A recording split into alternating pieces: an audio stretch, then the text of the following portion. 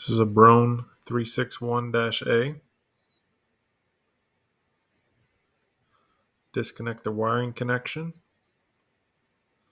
Then remove the two nuts holding the fan assembly in the housing.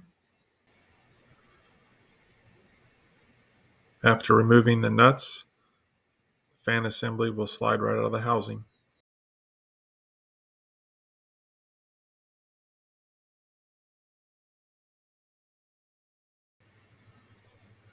Disconnect the ground wire from the housing.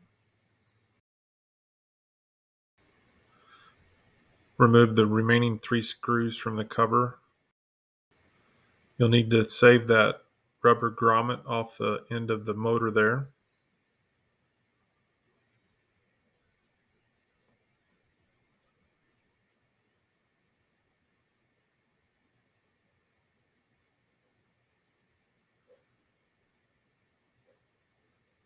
Going to need to remove the barrel fan from the shaft. There's a Allen screw holding it on. Undo these 3 screws as well, and then this ring comes off.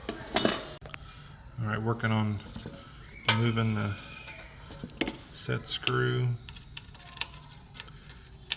It's a number 3 Allen screw. It's kind of tricky to get in there. Okay, just loosen the Allen screw and take it all the way out, just so that it slides on the shaft. As you can see, I still left it in there, just loosened it up. And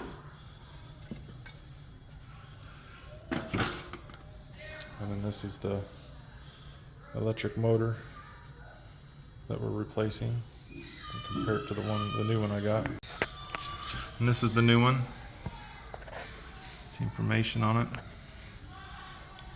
The ends are the same. The only difference is this piece, which I think will probably come off, and just put it over here.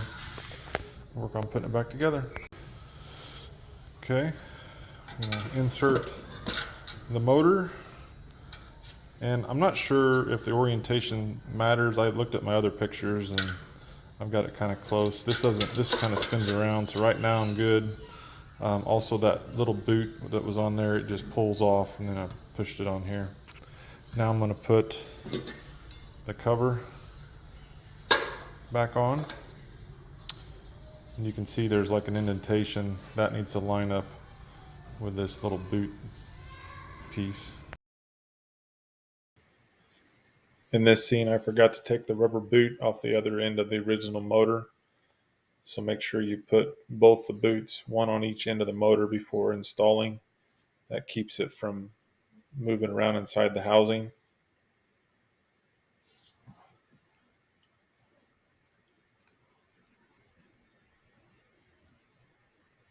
Next, we'll put the fan blade back on.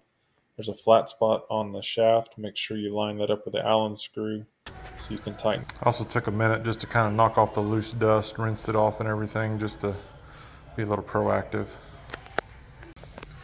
Okay, got the fan back in, and I went ahead and put this ring on, and now I'm going to kind of adjust it so that it doesn't rub on the ring or the back side of the box. So, and then tighten that Allen screw back up. This was that boot that I've left out originally. Had to go back and reinstall it.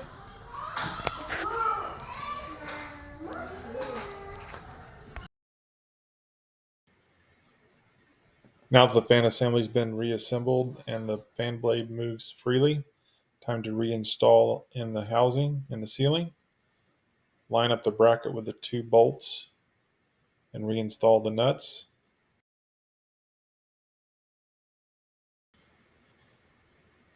Make sure to tighten both nuts evenly. You don't have to overdo it, just snug. And then reattach the wiring harness. Connect the 2 connectors, tucked out of the way. It's running really nice and quiet. Put the cover back on, good to go. Just to show that it's working, a piece of toilet paper and it's stuck to it, pulling air.